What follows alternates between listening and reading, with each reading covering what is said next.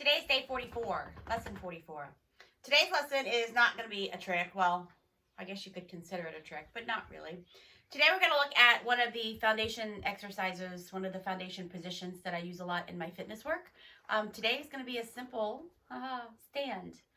I say simple because we think of stand as something that should be simple and easy to do. But what I want you to think about is how often you ask your dog to actually stand. And by stand, I mean stand with specific form and to be still for a duration of time. A stand is somewhat similar to a plank in a human.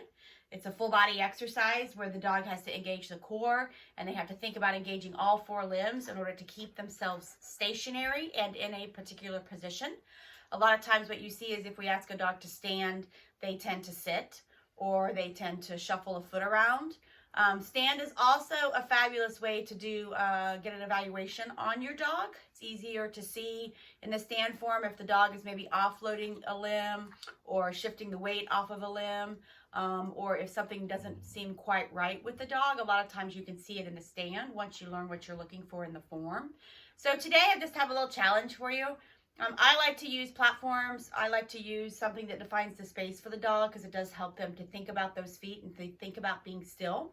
So there is an element of body awareness in this aspect as well, which is always good to build the confidence in the dogs.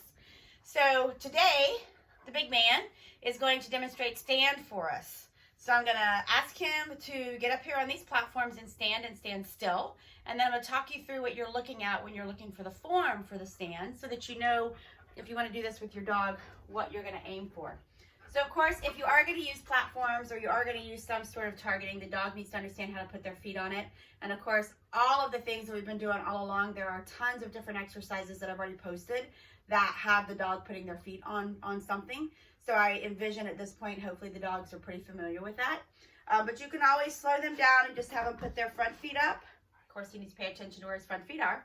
And then I just walk them through, yes, and get them up here in the stand. So what you're going to look for in the stand is that, can you get back up? Yeah, good boy.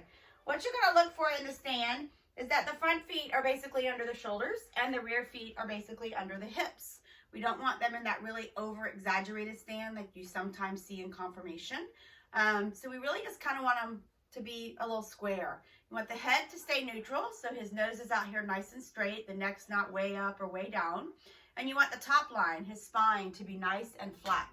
And ideally, he'll stay, but of course, he's chasing the cookie this morning. All right, so let's get him back up. The other thing that the platforms allow is for you to give them targets so you can help them kind of get into the correct form by the spacing of your platforms. So you want to watch where they are. If your feet are way tucked under, you may have to move the platforms around a little bit, or if they're way extended, you may have to move the platforms around a little bit. But this gives the dogs a definition of space to work within, but it also allows you a little bit of flexibility to help them because you can manipulate where the surface is to help with the spacing of their front feet and rear feet when they're in the stand. Okay, pause up. Yes, good boy. Up. Yes. Okay. So I'm just going to have Hootie stand there for a second. So as you can tell, that's a pretty good stand. Rear feet are under the hips, front feet are under the shoulders. Top line is nice and neutral. Head is nice and neutral. When I feed this position, I do try to make sure to feed when they're neutral. So watch that we don't feed way up. That puts a little bit of stress on the neck and the spine, and we don't really want to do that. So what you're going to aim for then is getting the dog to just stand still. So you can build it up. Maybe you start with 3 seconds. Maybe you add and then go to 5 seconds. What you'll notice is when the dog starts standing still, just like when a human stands still, they start to weight shift a little bit. If something maybe is a little weaker or they're starting to fatigue, they start to weight shift to try to make it a little easier on themselves, just like humans do. If they have a conformational flaw, if there's something not quite right in how they're built, which no one's perfect, then they will start to shift maybe to the side that makes it a little bit easier.